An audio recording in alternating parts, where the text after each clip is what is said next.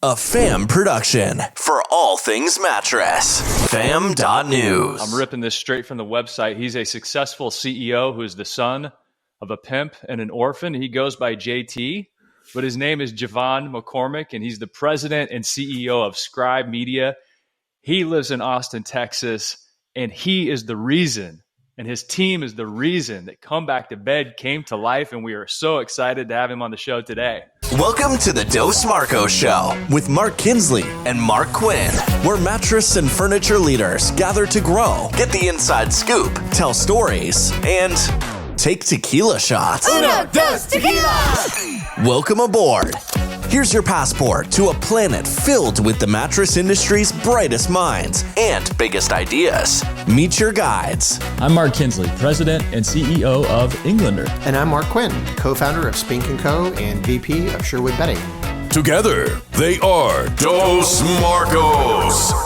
The galaxy's greatest mattress podcast has liftoff in 3, 2, 1. What a teaser, Kinsley, for JT, Mr. Jevon. Is someone was a pimp? Who was a pimp? We're going to get into all that. That's crazy. So much to unpack there.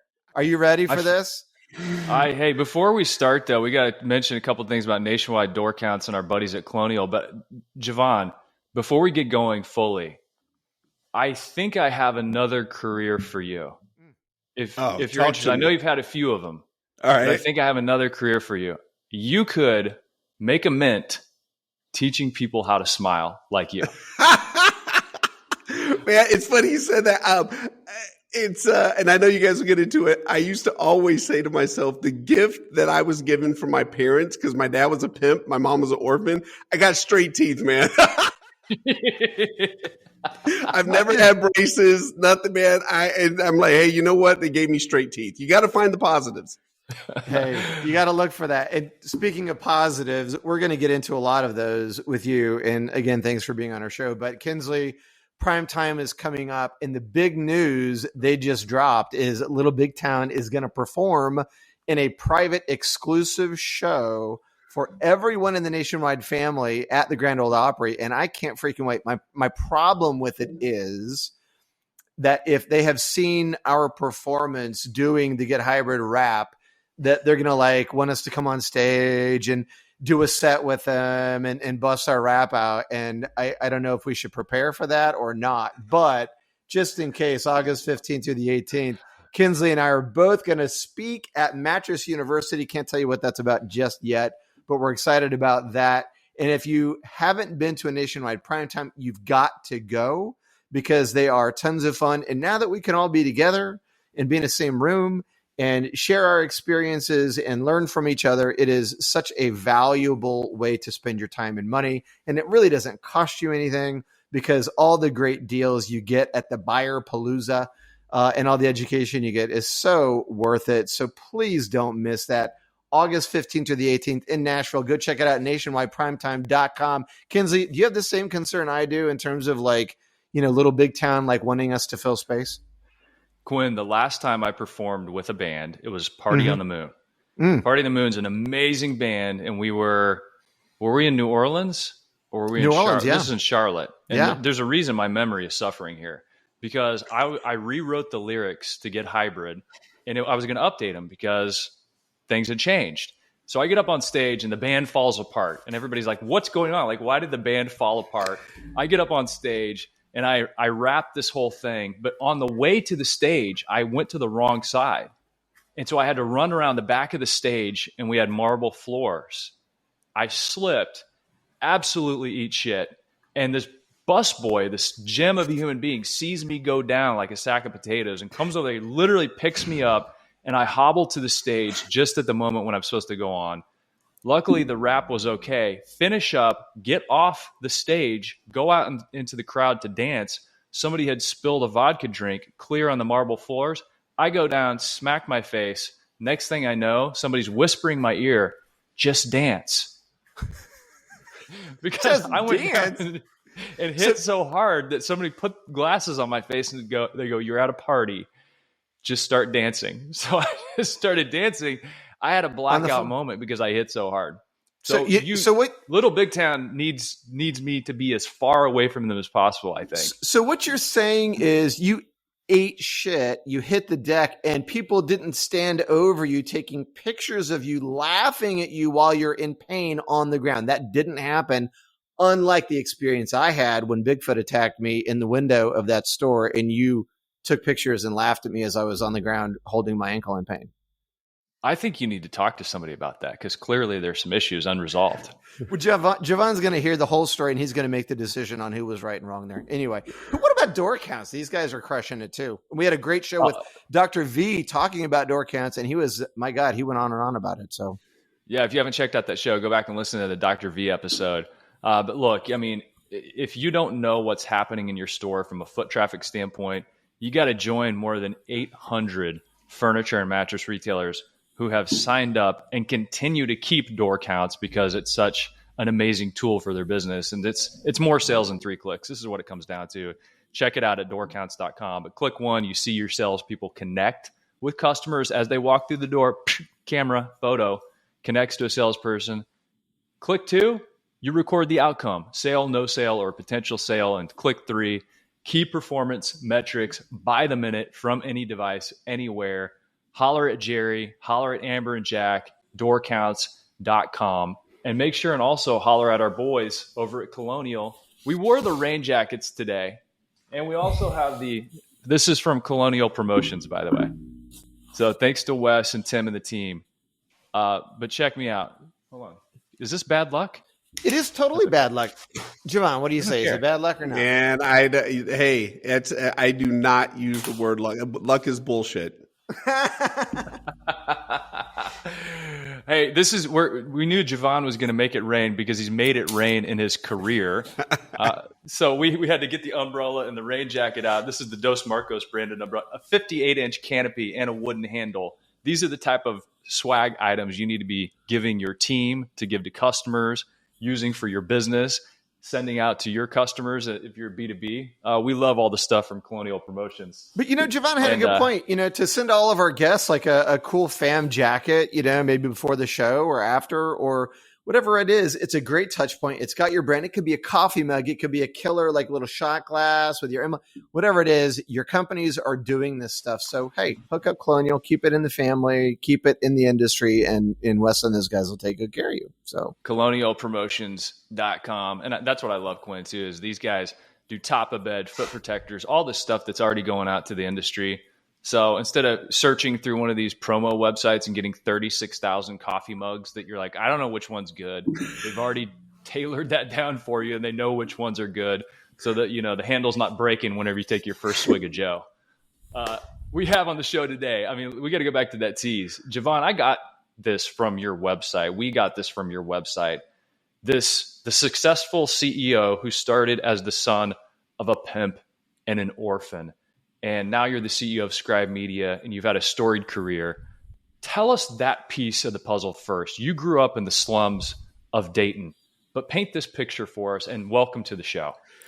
Gentlemen, I greatly appreciate it. We'll gloss over the fact that you guys didn't send me any swag to put on, but steal my idea, send that to future guests, and I'll feel that I was left out of that. But we'll gloss over that. Man, where do I start? Yeah, my dad was a pimp and drug dealer. My dad's black, my mom's white. I'm aged like a fine wine. I refuse to say I'm old because I'll be 50 years old this year. But man, I was born in 1971. My dad was a pimp and drug dealer. Along the way, he also fathered 23 children. So my dad has 23 children. I'm one of 23. I'm the only one by my mother. I share this. I am the product of an abortion gone bad. And what I mean by that is when my mother got pregnant the first time, she had an illegal abortion. And it was so bad that the second time she got pregnant, she said, okay, I'll take my chances and raise a kid. And so you got to imagine that abortion must have been pretty horrific that you're going to go ahead and say, hey, I'm going to chalk this up for the next 18 years and raise a kid in these circumstances that I have no business raising a kid in. My mother was raised in an orphanage. 1950s institutional abusive neglect. When she turned 17 years old, the orphanage gave her $20, small suitcase, and said, "Good luck to you. There's the world." And the first person, unfortunately, my mom came across was my quite a bit older, well-dressed, fast-talking pimp father. And here I am. I was born. My mother and I lived together. And I say lived together because we were technically raising each other at the same time. She was learning things at the same time I was learning them. We grew up on welfare. I know what it's like to eat out of a trash can, and wait for the welfare check. I know what it's like to be kicked out of public housing because my mom had a mixed race son and people would call her a nigger lover and that no nigger lovers could live here in public housing. But yeah, I mean, I've been in juvenile prison 3 different times as a kid, and I do emphasize juvenile prison. It's not detention. It's truly prison for kids. And so, I sexually molested by one of my dad's prostitutes at the age of 6, 7, 8 years old. I don't have a high school diploma. I got my GED, and I don't have a college degree. But, through it all, man, I've pretty much self-taught, how do I operate in this world? How do I organize chaos? I've been incredibly blessed to teach myself how to invest in the stock market, made millions of dollars in the stock market, been a president of a software company, can't write code. Now I'm the CEO of a publishing company, and I can't tell you an adverb from an adjective, and I damn sure can't spell, so God bless America. And that's all, ladies and gentlemen. Thanks for tuning in today. And that about does it. I don't even know where we go. First time we ever did a 12-minute podcast. Yeah. That's it. Yeah. Okay, I'm going to ask maybe a slightly offbeat question. All right. What's your relationship like with your mother today? What is that like? It's good, man. My mom has she's not in the best of health. My mom has a stage 4 Parkinson's, so think Muhammad Ali. Mm-hmm. And so she's not well. She's lived a rough life, but fortunately, financially, she's taken care of. She won't need to do anything, ask for anything. If it gets to the point where we got to have a nurse go to the house every day, 24 hours, great. Got the money to do that. So, but yeah, it's great. She's really the only anchor I had as a kid. She did her best. My mom's apologized to me numerous times for what she felt were her shortcomings. And I've said this to her. As a matter of fact, I said this the other day here at the office. I had maybe 9, 10 people standing around my desk. And I said to people, if I had to relive my childhood 5 more times and I knew I would be where I am today, I'd do it 5 more times, hands down. The sexual abuse, the chaos, the times I was left, being around heroin addicts, drug dealers, pimps, man, I would do it all over again to be where I am, man. I've got an incredible wife, 4 healthy children. Financially, I'm blessed. I live in a gated community. My kids go to private Christian school. I mean, my God, man, there's a pond in my backyard.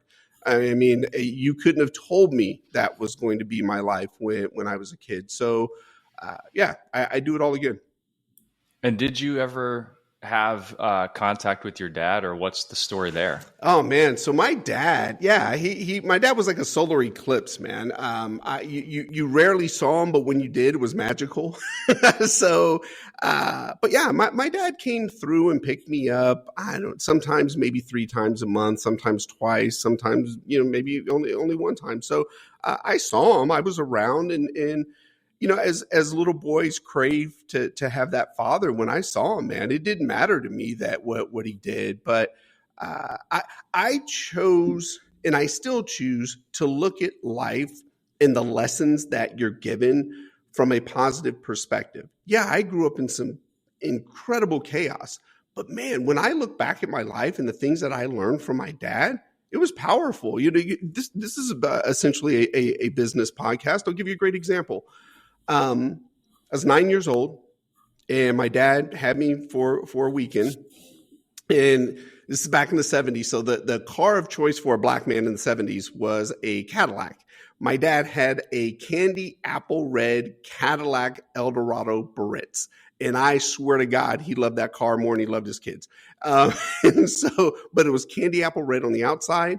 The leather seats were candy apple red. And no kidding, guys, the carpet was candy apple red. So we're out and about, and this was my first lesson into entrepreneurship in business. Granted, I didn't know it was called entrepreneurship at the time. So we're out and we're collecting money from prostitutes. And we pull up to the first prostitute, and my dad rolls down the window. I remember it was cold outside. He cracks the window, and she hands a stack of cash through the window, big stack. And she says, "Can I come in? I've made my count." And my dad, in the most positive, just manner, "Oh no, get back out there. You're doing great. You know what? Come on, you're on a roll." And it was so nice the way he did. You wanted to go back out there. And so he said, "Hey, I'll come back around and get you." So we drive off and we go to the next prostitute. And he cracks a window, and it's on my side. I'm in the front seat. And she slides her stack of money. Well, it wasn't even a stack. She slid some money through the window, and it wasn't the stack that the first lady slid through. My dad used every derogatory piece of foul language you can possibly think of to speak to her. She's crying. I'm watching this. I'm 9, and I'm watching this. And "Get your ass back there, MF this and B that," and any other word you can think of. He rolls up the window. We drive off. I was like damn near hit her driving off. And it was in that moment right there, 9 years old. I'll never forget this. I remember thinking to myself, okay, if I treated the prostitutes better, let them keep part of the money, could I have more prostitutes, thus make more money in volume and scale that at a better clip than my dad did? And then I even went second level. I said, I'm going to have a lot of pissed off competition because other pimps are going to be mad because then their prostitutes are going to want to come work for me. And at 9 years old, that was the conversation I was having with myself. But that was my entry into business. How do you scale? How do you treat people better? How do you make it more profitable? My dad was... he was what he was, but I chose and still do choose to take the lessons that will benefit me in life. Seems like, given the adversity, Jevon, that you've had, what is the impact on you when you hear young people, or any age for that matter, complain about where they are in their life and the circumstances they have and the rocks they have that they're hiding behind to keep them from achieving what they want to achieve? Like, where does your head go with that?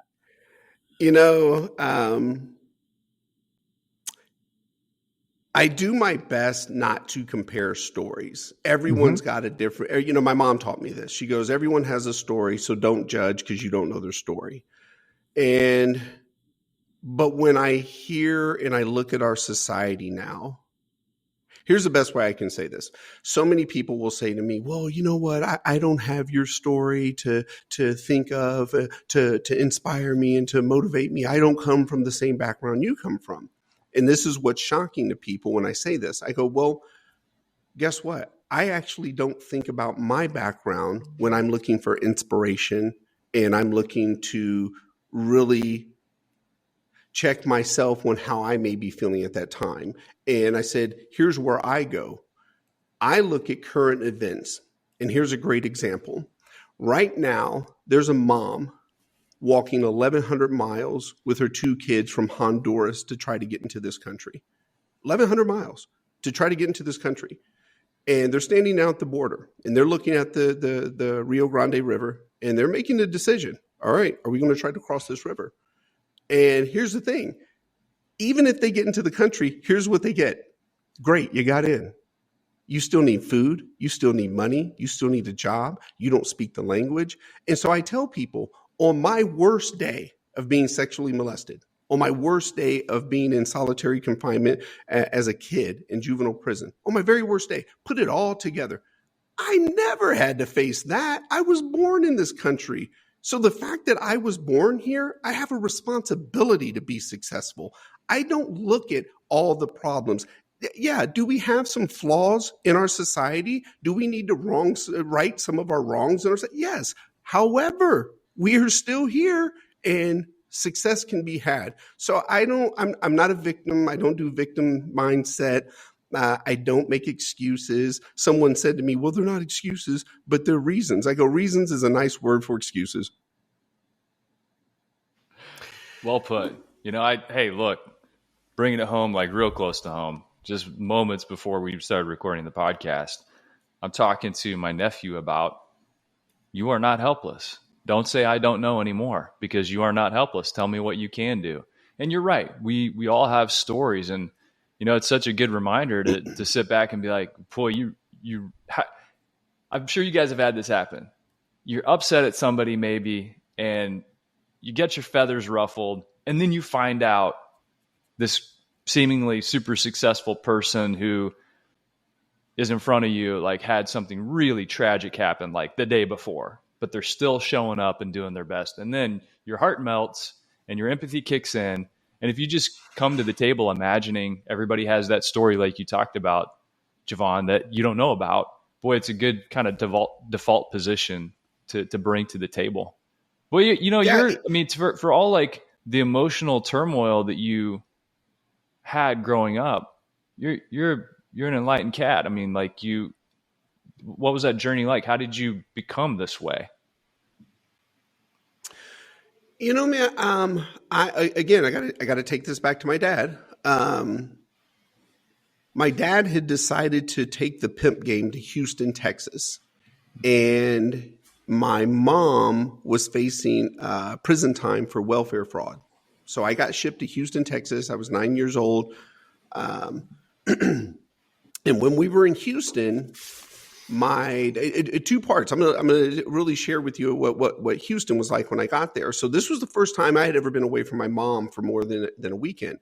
So I get shipped to Houston in July, and when I get there, my dad, his prostitute, and my 6-month-old half sister are living in a hourly rate motel, the Surrey House Motel. I'll never forget it. And we all know what goes down at the hourly rate motel. So 2 days after I get there, my dad and the prostitute say, we'll be back. And they leave. And they leave me with my 6-month-old sister. I'm 9. Man, I have no clue what to do with a baby. And literally, what do babies do immediately when 5 minutes later, what she started doing, crying. So, man, I didn't know what to do. I picked her up. I'm trying to console her. Shh, it's okay. It's okay. It's going to be okay. And, we're 10, 15 minutes into this, man. And I started to go into panic mode because I'm thinking to myself, okay, I don't know how to make a bottle. What do babies eat? How do you change a diaper? Like what? And I'm sheer panic's going on now because I don't know what to do. Man, we're 20 minutes into this. And I threw my baby sister across the room. And the moment my baby sister left my hands, man, I just remember thinking to myself, my God, what kind of monster throws a baby? And man, by the grace of God, my baby sister landed on the couch. So I go over and I pick her up. She's screaming. I'm crying. I don't know what to do. I'm panicking. I'm so stressed. And then the prostitute shows up and she tells me to get out because she's got a man with her. It's time to do business. And she tells me to take my sister with me. So we walk out into this parking lot, July, Houston, Texas, sweltering heat. Humidity's just nasty. My baby sister's got on nothing but a diaper. She's sweating. I'm sweating. Man, I'm trying to find shade just to keep us somewhat sheltered. And I just want to go home. I just want my mom, man. I don't know what's going on. Why is this happening? So that's what I arrived to. But what also took place, to answer your question directly, one of the greatest things happened when we were in Houston. I had never, all I knew was poor. All I knew was public housing. All I knew was trying to get by, welfare, food stamps, standing in line, waiting for the bus, going to laundromats, you name it. We were poor. And that's all I knew. My dad drove me through, I was 10 at this point. He drove me through a neighborhood in Houston, Texas called River Oaks. It's one of the most exclusive neighborhoods in the country. And man, I saw $5, $10, $25 million homes where one family lived in these homes. Some of these homes were bigger than the housing projects I grew up in. And it was in that moment I remember saying to myself, I want one of those. And I'm going to have one of those. My dad never said anything. I don't know that he was driving me through there for any reason. He may have been going through there for himself. But he never said anything, never gave me any direction. But I remember seeing those houses and I said, okay, I want one of those. And what was so moving for me was it showed me what was possible. See, I didn't even know those things existed. I didn't even know they were possible. And what that did for me was show possibility. And from then on, if I could see it, then I know it exists. I'll go get it. It may take time. I may have to be consistent. I may have to give up things. I may have to just go 18 hours straight. But if it exists, I'll go get it. You know, Jevon, I grew up in Houston. I can relate to the weather. Oh, man, nice. You know that. Hold on, Mark. You got to let me give you this then, because if you grew up there, here, get this. So, in River Oaks, every Christmas, they decorate for the holidays. Some of these homes spend $100,000 on Christmas lights. So last year, this past Christmas, and they have the carriage rides with the horses. So and they're not inexpensive. It's costly to get on those carriage rides. So I find myself back in Houston last year with my wife and 4 children on a carriage ride going through River Oaks, looking at the Christmas lights. And I am man enough to admit, man, I cried because I thought to myself, look at this shit here. Here I am going through River Oaks, looking at some of the exact houses I looked at 10 years old when I was in chaos. And now, granted, I don't live in Houston, but I equally have a beautiful home in a gated community. And man, it was just it was a moment for me, man. I love that. And you have that thing where you're like, look at me now, right? And look where I came from. What I love about what you said was that you wouldn't change the experiences you've had because it was your story. It is your story. And those things kind of brought you to where you are today. So I really appreciate that. And I kind of feel the same. I didn't have nearly the experience you did. So I don't know if I would be saying that. I hope I would, but I love that you used it to your advantage. So that's a big thing. Jevon, at some point in your life, though, you went through that and you had such a rough start to life. At what point, when was it? Was there a moment where you kind of felt like this is my break, or this is like kind of one of those things that happened that put you on a trajectory to becoming the CEO of Scribe Media, which, by the way, everyone, if you're listening to this, you'll probably read about it in the write-up, but Scribe Media is the group that published the book Come Back to Bed, and we'll talk about that in a minute. But Jevon is the CEO of the company that actually published our book. So anyway, so talk about that. Like, was there a moment for you? Was there a guy or a woman or a job that you had that really kind of put you in the groove to where you are today? Life for me, that question's been asked me so many times, and there wasn't one moment. There's a series of moments throughout life. I talked about the River Oaks, but there was another moment. It's the damnedest thing. I had been in juvenile prison 3 different times. On my last time, when I was getting ready to leave, this huge corrections officer, he gets down on one knee and he says, "Come here, son." And he gets in my face and he goes, "If you come back here again, you're going to man prison." Hey guys, I'm 49 years old. I don't know what it is about the term man prison. Shit doesn't sound right. And in that moment, I'm like, wait a minute, there's something worse than this. I don't want to see it. I don't want to go. I've not been to man prison, never going to man prison. And that was a defining moment. Even then, just someone taking the time to say that. So that was a good one. My Uncle Bobby, man, thank God for Uncle Bobby. Man, I have been kicked around from prostitute's house to girlfriend's house to family member to, man, one point I was 13 years old, homeless, sleeping on the bus stop with my little suitcase, but I'd go to school each day. Finally, my Uncle Bobby took me in, and he already had 4 kids. He took me in, and I was with my Uncle Bobby for like 18 months, very short time period, but very impactful for a 13-year-old boy. My Uncle Bobby was my first introduction to structure.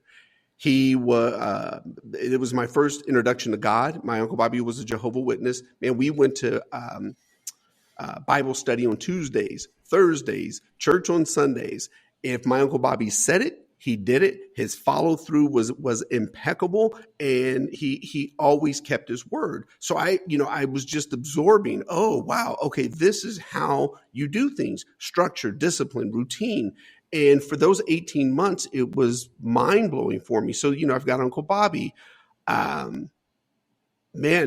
Just even my dad is harsh and horrible at times. He was. Man, I took a lot from him. One time, this is important, man. If you allow me to say this, my dad had several of us on a weekend, and we stayed up till like 1:30 in the morning. Me and several of my half brothers and sisters, because we didn't think my dad was coming back. And then my dad shows up, and we're like, "Oh shit!" And so we're sitting there, and he puts his arm on this bookshelf, and he's looking at us. And we're like, oh, man, okay, it's getting ready to jump off in here. And so we're sitting there and we're quiet. And he just looks at us and he says, hey, don't you ever end up like me. Don't you ever be like me. And for me, in that moment, I just went through a list of things like, okay, don't be a pimp. Don't be a drug dealer. Don't always pick up your kids. Take care of your kids. Don't disappear on your kids. And so I just went through everything that I knew about my dad, and that became my Rolodex. I've got a lot of series of things in life that have helped me to the next level and really flip the switch. Mark, I promise I'll shut up after this one. I don't know that there's anything more impactful that was more life-changing for me than when 2007, we all remember the recession, mortgage industry crashed. I had made, money, $1 million in the stock market, saved it up. No one even knew that I had this money that I had made. But then the market went away. The housing crisis happened, and I was broke, man, flat broke, made a lot of bad decisions. Negative broke. I had to borrow money from my best friend and my stepdad to pay rent. So what's important about that? I remember having to go to the convenience store that night, and I was embarrassed because now I only had $10 in quarters and I had to put gas in my car. And I remember saying, okay, let me get $10 on number 7. As I'm walking back to the car, I'm smiling. I'm like, man, how'd I get back here again? And here's crazy. I wasn't afraid of broke. Me and broke were good friends. I grew up broke. I was like, hey, bro, good to see you again. Didn't think I was coming back, but hey, how have you been? And so broke was fine. I had realized that, okay, I made this money. I can do it again. That was fine. What wasn't fine is when I got back to my little apartment and I had to stand in front of the mirror and have an out loud conversation to myself. And I remember saying, okay, you've made money, you've lost money, but your character's still the same. And you are a lot like the very person you didn't want to be. And I had to say out loud, you're a lot like your dad. Man, I couldn't hold a relationship. I was a monster in relationship. I treated women like, excuse my language, like shit. I just, and the thing was, I don't blame anyone. But the fact of the matter was, I did not know what a healthy relationship consisted of. I had never seen my mom in a healthy relationship. Damn sure hadn't seen my dad in a healthy relationship. So I didn't even know what it looked like. And I had never sought to figure out what it looked like. Taught myself stocks, taught myself the mortgage industry, taught myself business, never looked into teaching myself how do you have a healthy relationship. And in that moment, I said, okay, what are you going to be going forward? what's your character going to be? Because you can't continue down this path of treating women this way. What are you going to do? And that moment was 2007, massive life changer for me. So did a woman come along at that point that helped you learn how to be? Did you go to courses? Did you seek advice? I mean, how did you make that transition? Because you had such a bad example.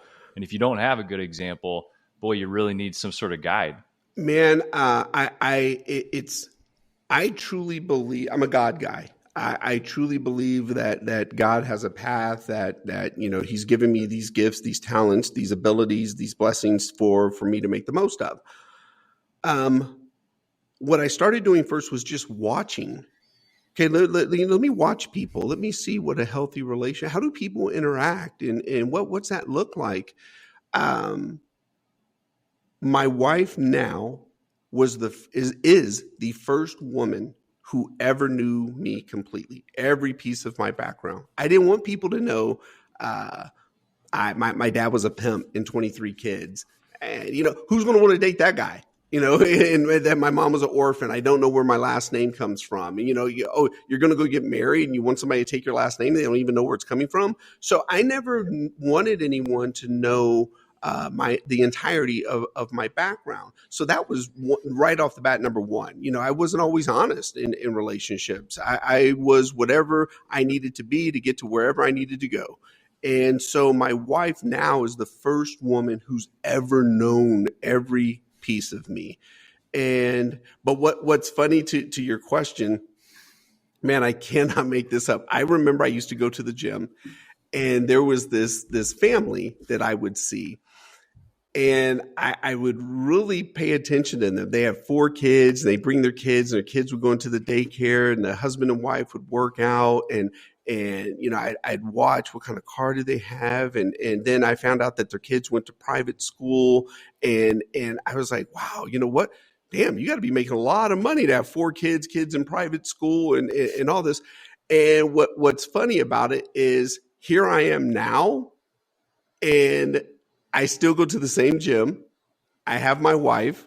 We have 4 kids, and I, no bullshit, my kids go to the private school that those kids went to when I saw their relationship. And so it's almost like I modeled exactly what I saw in that couple at the gym. Isn't that such an amazing, I don't know what the word is, maybe a tool or a way of being in life, when you see that there's a possibility, you see that something exists, all of a sudden the spell is broken. Now you know that is a real way that you can be. That's a real thing that you can do.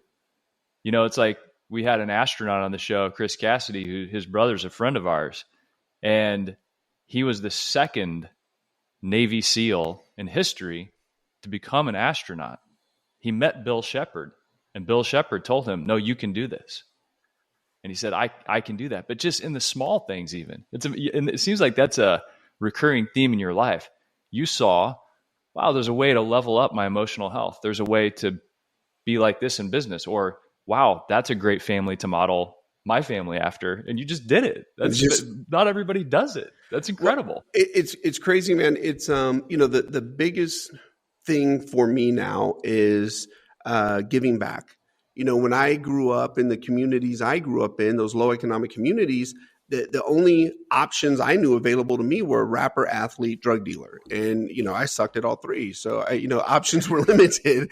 But now, no one told us about entrepreneurship. No one told us you could be a business executive. No, so I'm big on, we live in a society where everyone's always saying, pick yourself up by your bootstraps. We're always telling people what to do, but you got to show what's possible. If you show me what's possible, at least I know, okay, that's achievable. And not just by, TV or YouTube. Think about it. If the 3 of us right now look at pictures of the Grand Canyon, it actually doesn't give us the perspective of the Grand Canyon. But if you see the Grand Canyon in person, you're like, wow. And that's what those houses were for me in River Oaks. When you can see what's actually possible, it's life changing. And that's the problem with so many people in the inner city communities, those low economic communities. They just don't know what's possible. You know, you're in your business now. What's so interesting about your career, in my opinion, is, and your dad was smart enough to see it in you, right? He said to you, maybe, I don't know if he saw what we're talking about now, which is how you really dial into like your own sense of vision casting or modeling yourself after things that you see or people that influence you. And he said to you, Jevon, do not be what I am. I think that's so interesting. And man, what a great moment for you to actually capture and reflect on. But now you're helping people, even like Kinsley and I, realize a dream, right? So you've lived your whole life and you've chased dreams, but now you're bringing people to this thing. So a lot of people are like, oh yeah, I want to write a book. And I don't know, Kinsley, I had that same conversation many times, and we could never really land on what it was going to be about, how we would approach it. The COVID thing hit. We realized we had the gift of time, and we had done quite a bit of speaking at this point and learned a lot from retailers in the mattress category, in the furniture category. And we wanted to put that together and kind of, to your point, serve people, right? So give back. So give people the benefit of what we've learned along the way. It's not, really what we're doing. It's we're taking what we've been given by other people, and we want to share that with other people. And so you're literally in the dream making business, because I don't know how many people like literally looked at it like, yeah, the bucket listing, I got to write a book. But your team, and Kinsley, and I've told you this, I told you this on a call that I had with you, but your team was so good in bringing us along, and right from the beginning, level setting the expectation, saying to us, and we've said this to some people recently, actually, kind of flipped it on them the same way you did with us, is what do you want to do? Like, what are you trying to accomplish in writing the book? What is your ultimate goal? Because you got to set people straight on that. So, yes, dream for sure, but let's get level set on what is the ultimate expectation you have about the work you want to do. And when Kinsley and I both answered that question, your people were like, okay, now we can go forward. Right. So it was making sure we had a realistic dream. So do you see it the same way? Do you feel kind of like you're in the dream making business and helping people kind of accomplish something that, was so aspirational for them at one point? All the time. I say to people, how awesome is it that our metric for success is how many authors did we help achieve their dream and goal of becoming a published author? And that's our metric. And, fortunately, we're highly profitable in doing it. And we run a great company and a great culture. But, this is no swipe. All my workout gear is Nike. So this is no swipe at Nike. But, their metric is, okay, how much more, shit did we sell this quarter? That's their metric. How many more shoes? How many more, XYZ?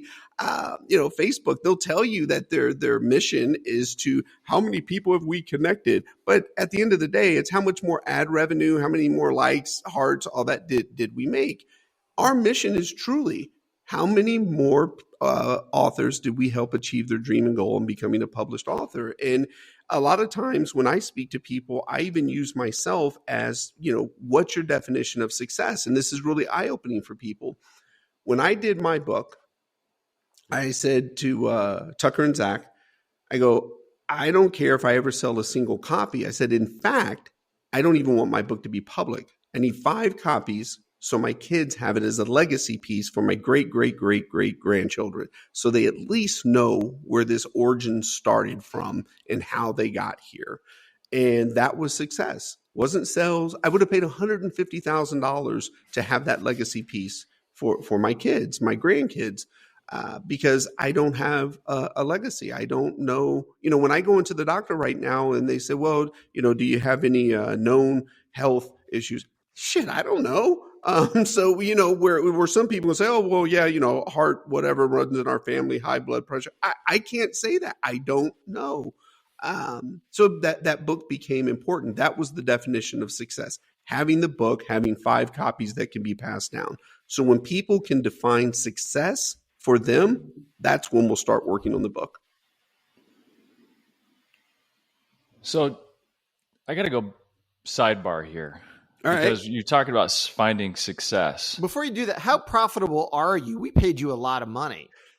Hey man, I will say this. We may want to get some of that refunded, Kinsley. I am very proud of this, man.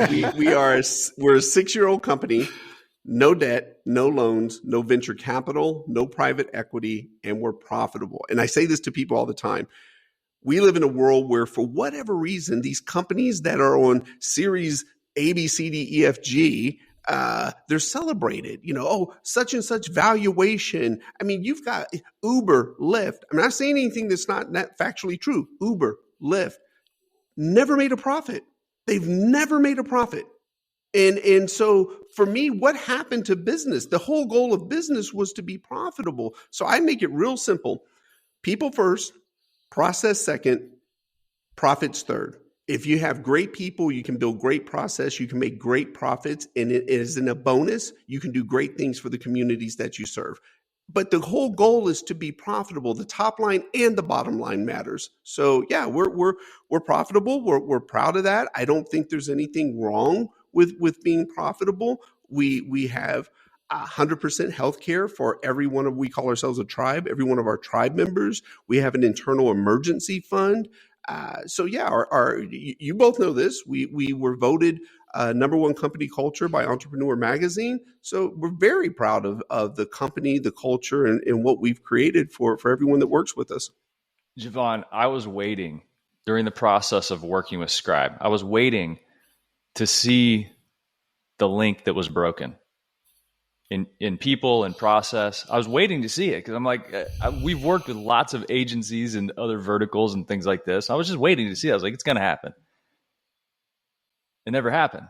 It literally never happened. We're raving fans of Scribe because of your people and the amazing process. We'll talk about the profit thing later. No. But we worked with Ellie, we worked with Miles, we worked with Kelly Teamer, and then there were other people that were brought into the fold. Another Mark, we called ourselves Trace Marcos at one point, just people to help us with these different parts of this crazy puzzle you have to get together to actually publish a book. It's not easy. And you guys were incredible guides, and you showed up with positivity and effervescence at every meeting. And the communication was incredibly clear. Actually, I took notes from Ellie on how she communicated in email, because she had some cool little ways of doing it that really called out people, and it didn't feel like there's a big block of text, et cetera, et cetera. I'm a nerd for that stuff. But I was waiting to see the chink in the armor. I was waiting to see the broken link, and it never happened. And that's why, as I stepped away, I'm like, my gosh, what a magical experience to have gone through doing all the hard work of writing a book, because we had our manuscript done when we came to you. But then the rest of the process was incredibly detailed and at times arduous, and we had all these edits to make. But on the backside of it, I didn't feel exhausted. I felt energized because of the people I got to work with along the way. And it was just such a great experience. And thank you for you and what you do to build this culture, and for the people that actually make it come to life. Your team is great. I love your team. I appreciate that.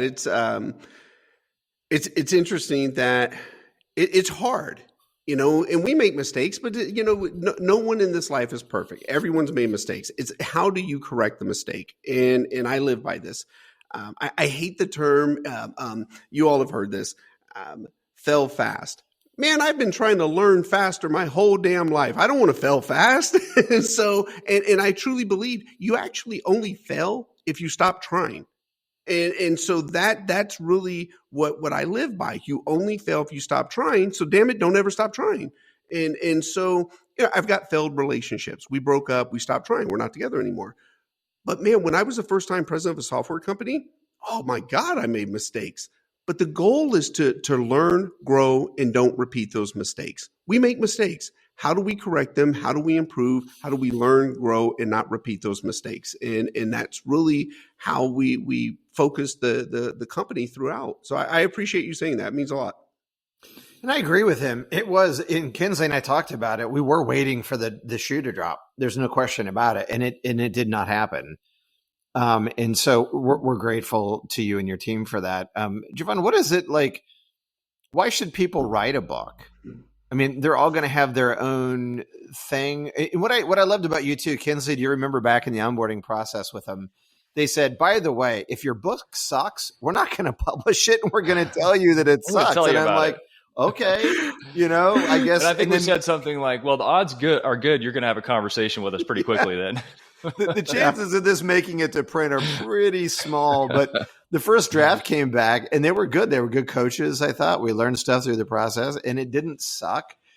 And so anyway, but we weren't, we both had some writing experience, but the cool thing is with your business, you don't even have to be a writer. You guys have a process that you can put someone who has stuff in their mind and in their heart that they want to share, and you can put writers with them to get that out. Yes. Or someone can submit a manuscript to you and you can review it and give them an honest assessment of that. So anyway, if people are listening to this right now and they're like, I kind of wanted to write a book, what would you say to those people? What would you do to kind of maybe tug them over to say, hey man, go get that? First and foremost, if you want to write a book, and you all have heard this, we all have heard it. Oh, I've been wanting to write my book for 5 years, 10 years. So the first thing I would say to you is don't wake up 2 years from now still saying, I want to write my book. Don't do that. Don't live a what if life. Don't sit there and continue to put it off. Make the commitment, do your book. Second, why are you doing your book? With us, we're strictly nonfiction. So our authors come to us for credibility, thought leadership, lead generation, or legacy piece. Mine was legacy piece. So let's define success. Why are we doing this book? Let's fast forward. So we're at the end. We have beautiful content, gorgeous cover. Here's the book. Now, define success. How do we know that this book was successful for you? And like I said, for me, had nothing to do with sales, had everything to do with having that legacy piece. So that's what I would say to anyone. And truth be told, we actually turn away 30% of the people that come to us. And the top 2 reasons we turn people away: they don't have enough content for a book. They have a great idea, but it's more of a blog post than it is a book. And then number 2, they lead with, I want to be a New York Times bestselling author and I want to sell 1 million copies. Immediately, I will say to that person, okay, you need to call the Kardashians because that's not our business model. You're seeking fame. That's their business model. So ours is you have a purpose for the book. And if fame is your purpose, we're not the right place for you. I think that's a tough pill to swallow for a lot of people. Yeah. I had to sit down Mark Quinn and say, look, Mark, you're already famous. How do we make you more famous than you are? He's full of crap, Jevon. Do that. Oh, man. We have a lot of those come to Jesus moments, okay? But he's really plugging right along. He's doing well. I'm evolving. Hey, I was doing a little deep dive, and maybe the stories in your book. We're talking about writing books and the business side of things, but I don't want to leave this out. So maybe the stories in your book. Did you write about paying a 50-year-old hospital bill? Oh yeah, man. It's actually not in the book. It's the copy of the bill is in the book. But when I found that bill, so let me back up a little bit. When you're poor, you tend to save everything because you don't have anything. And so for whatever reason, my mom saved a copy of the bill from my birth, and she had it. And so I'm up in the attic and I'm going through this old suitcase. Matter of fact, you'll appreciate this. I'm going through the suitcase that my mom left the orphanage with, that I was homeless on the bus stop with, in the same suitcase that I had when I got the hell out of Dayton, Ohio at 15 years old. And I still have that suitcase. It's up in the attic. So obviously that suitcase has a lot of meaning to it, and I'll always have it. But I'm going through there, and my mom had like my first haircut, and the hair was in a bag or an envelope. It was in there, and but I saw that bill, and I knew immediately. I'm like, okay, my mom was broke. I know she didn't pay this bill. So I get it, And the bill looked like it was just printed off. But this bill's from 71. And so I go and I Google and I find out, wow, Miami Valley Hospital, it's still there. So I said, okay. I go and get a cashier's check. I make a copy of the bill and I FedExed the bill. And really, I only did it because I just wanted to say, okay, I paid my way into the world. That was it. That was the only reason I paid that. I get an email from the president of the hospital, and he says, "Are you serious?" Like, he goes, "Would you mind getting on a call with me?" He says, yeah. I appreciate you wanting to pay a $50 bill, but at present value, it's $13,700. He actually made that joke too. He goes, "Hey, late fees and interest. This is a little more than you sent in." And so, but I get on the phone with him, and it was so, man, it was humbling. Here's why. First, he goes, "Hey, I read an article about a company that was recently named #1 company culture in America, and their CEO is JT McCormick." And he said, "Is that you?" And I was like, "Yeah." And he goes, "Holy shit." and then he says, "Okay, I got a question." And this was shortly after, I don't know if you all remember the mass shooting that took place in Dayton, Ohio, a couple years ago. And he said, "I got a question. Would you be willing to come back to Dayton and speak?" Because he had seen some of my videos, found out I do keynote speaking, all that stuff. And he said, "And speak to the hospital." And I was like, "Yeah, okay." And man, it just started rolling. And he said, "Look, man, Dayton's got a lot of suffering going on right now with what just took place. It'd be great to have you come back." And then they asked me if I do it on my 48th birthday. And I was like, wow. So man, I go, I take my family with me. We get a full tour of the hospital. My daughter, my 7-year-old, she has this obsession that she wants to be an obstetrician. So they arranged for my daughter to go to the NICU she got to meet an obstetrician. Then my son, they took us to the roof of the hospital. He got to sit in the life flight helicopter. And I'm just sitting there the whole time like, man, I was born in this hospital as a welfare baby. And now I'm touring the hospital. And what really brought it all together, man, was the president of the hospital were walking through there, and they had blocked off certain hallways, and you'd see people standing there as we walk by. And I had this massive entourage of people with me, their choice, not mine. And so we're walking, and he says, "Hey, here's something eye-opening for you." He said, "The only person who has ever had more people walking with him through the hospital was the president of the United States when Donald Trump visited us." And he said, the only reason he had more people is because he had Secret Service with us. He goes, "What you're experiencing right now," he says, "is right on par with what the president of the United States experienced when he came through the hospital." And man, that the whole moment of, I was born there as a welfare baby. I mean, a welfare baby. My mom couldn't even pay the bill.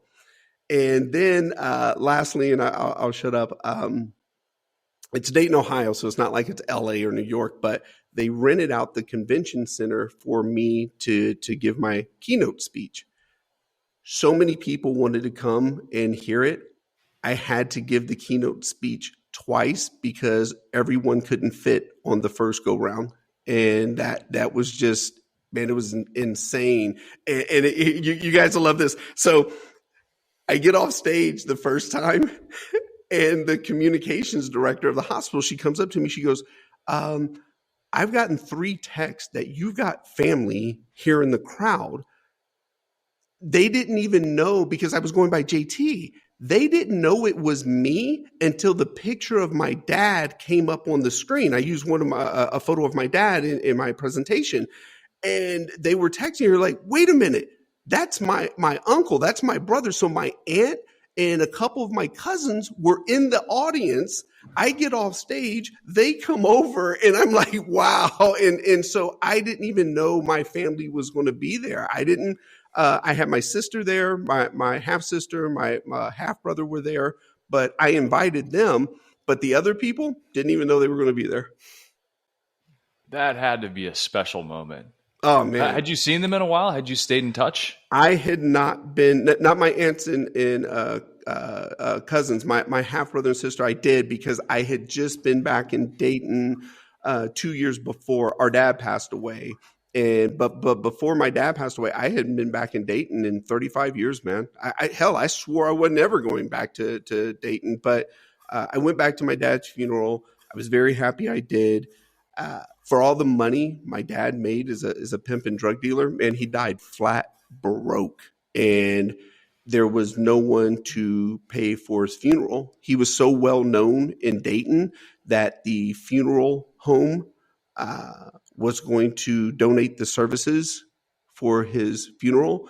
And I went over and asked them how much it would be if they didn't donate it. They told me, and I paid for it. And that was a big moment for me as well, because for me, I even remember saying, I got to stand up in front of you go up and you speak your 2 minutes, speak your piece, whatever you want to say about the deceased.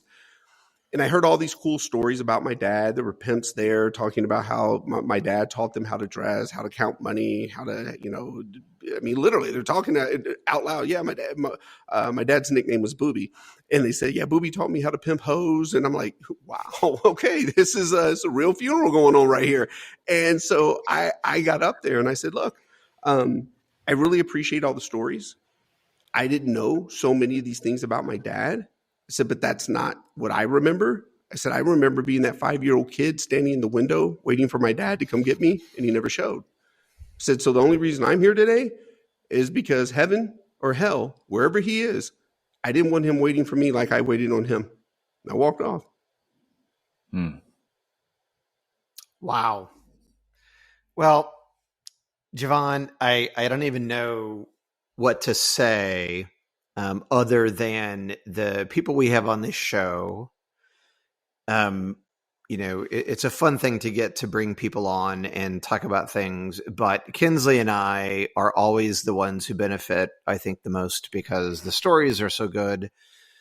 Your story is so compelling and so rich and so inspiring. And the fact that you've been through the things that you've been through, but battled through that, the fact that you shine such a bright light with your smile and with the things that you do and your faith and how you are living your life these days. And you didn't let your circumstances dictate your character, who you are going forward, and what you've done with your team and how you keep growing it and serving not just the people like us who came to you looking for help to bring a book to market, but the people inside of your own company, the stuff that you value in terms of making a workplace a great place to be. It's awesome stuff. And I'm just so grateful you took the time to be with us. And today. I also have to say, I heard you mention this.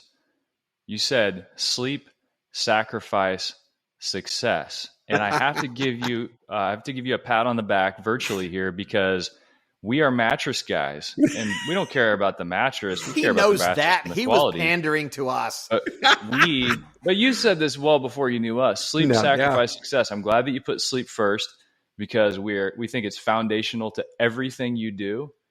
And I love that. But tell us what you mean by sleep, sacrifice, success. My only thing I got to gig you on a little bit here is, I was worried about the amount of sleep that you were mentioning. Yeah, somebody needs to get. And here's the thing. You heard me say earlier, we all make mistakes, and the key is to learn, grow, and don't repeat those mistakes. I built the great majority of my career up to let's call it about 45 years old, 43 years old, on 3 to 4 hours sleep a day. And my whole motto was, I've never met anyone that became a billionaire from sleeping. And so I believe that, okay, I'm going to make the most of all the hours I have. I don't have any academic credentials. I've got hard work. That's what I've got. And what I realized is someone finally said to me, they said, look, you'll be more productive if you get a little more sleep. And I'm like, oh, bullshit. And so finally I said, okay, I'm going to try it. So I used to do 3 to 4, and then I went to 5. And right now I'm up to 6.5. And I have found that that's a good number for me. I function very well and even at a higher level. So what I tell a lot of people is, yeah, that was a mistake on my part, because if I would have gone back and could do 6.5 hours, I probably would have accomplished a lot more. So as I tell the youth that I mentor, don't ever be like me, be a billion times better than me. Learn from the mistakes that I've made. And that was a mistake, to believe and really convince myself that, 3.5, 4 hours of sleep, that's it. That's what you got to do it. You got to do it. But the truth be told, 6.5 is good for me. Some people it's 7, some people it's 8. But the whole sleep thing, you got to have it. You're more productive, and that, you got to have that. So that was my mistake. I have no problem sharing my mistakes. I believe we all should share our mistakes in life. So there you have it. Hey, as long as you came around to the healing power and the magic of sleep, that's all There about you it. go. We love to hear stories like that.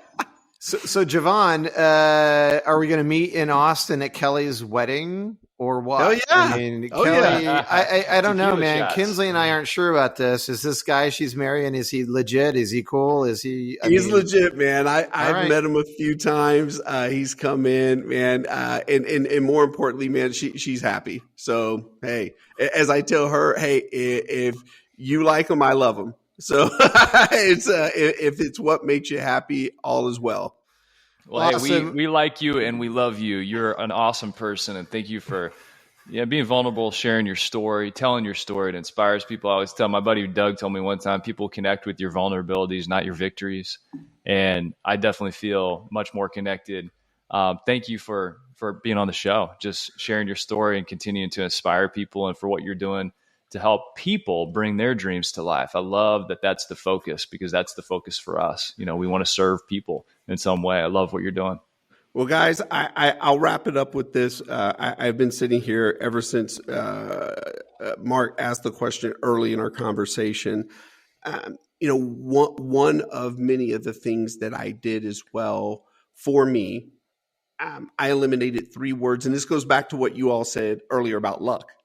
I eliminated 3 words from my vocabulary as a kid. I eliminated the words hope, wish, and luck. And I'll go through each one of them real quick.